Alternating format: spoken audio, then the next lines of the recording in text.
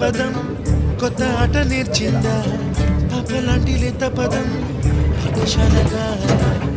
కూనలమ్మ జానపదం పల్లె దాటి వచ్చిందా చవళిల జానతనం పాట చూపగా